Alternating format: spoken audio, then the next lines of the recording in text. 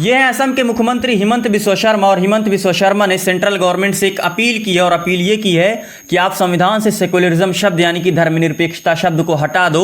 हटा इसलिए दो ताकि हम हमेशा हमेशा के लिए सत्ता पर काबिज रहें और हमारी आने वाली अपनी पीढ़ी सत्ता की मलाई खाती रहे और हमारी जनता मूर्ख बनती रहे। देखिए, जितने भी लोग धर्मनिरपेक्षता शब्द को हटाने की बात करते हैं उनका सिर्फ यही एक आर्गुमेंट होता है कि हमारे देश के संविधान में जो ओरिजिनल संविधान था उसमें तो धर्मनिरपेक्षता शब्द तो था ही नहीं, यानी कि धर्मनिरपेक्षता तो थी ही नहीं। 1976 में 42वें संविधान संशोधन के अंतर्गत तो इसे जोड़ा गया, इसे हटा देना चाहिए। लेकिन इसके हटाने के पीछे की मंशा क्या है वो मैं आपको बताता हूँ।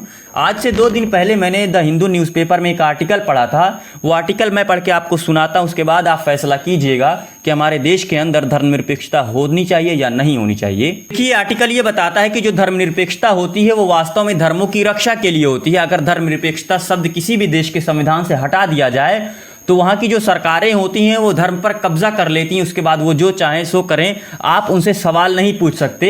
इस आर्टिकल में इसका एग्जाम्पल भी दिया गया था कि ईरान और इस्लामिक राष्ट्र जहाँ पर आप उनसे सवाल नहीं पूछ सकते। अच्छा, इन लोगों का एक और आर्ग्यूमेंट होता है, और आर्ग्यूमेंट ये होता है कि हमारे देश के अंदर 1976 के पहले तो धर्मनिरपेक्षता थी ही नहीं, तो फिर ये क्या था। अशोक सम्राट के शिलालेख नंबर 7 पर लिखा है कि सभी धर्मों को सब जगह रहना चाहिए। शिलालेख 12 पर अपने धर्म का महिमा मंडन करने पर आरोप है, ये धर्मनिरपेक्षता नहीं है तो और क्या है। मोतीलाल नेहरू के ड्राफ्ट कॉन्स्टिट्यूशन में भी धर्म की निरपेक्षता का जिक्र किया गया है। इवन हिंदू महासभा के ड्राफ्ट में भी धर्मनिरपेक्षता का जिक्र किया गया है। तो आप ये कैसे कह सकते हैं कि हमारे देश के अंदर धर्मनिरपेक्षता नहीं थी। हमारे देश के प्रस्तावना में धर्मनिरपेक्षता नहीं है, इसका मतलब ये नहीं कि हमारे देश के संविधान में धर्मनिरपेक्षता नहीं है। तो आप लोग कमेंट करके बताइए कि हमारे देश के अंदर धर्मनिरपेक्षता होनी चाहिए या नहीं होनी चाहिए।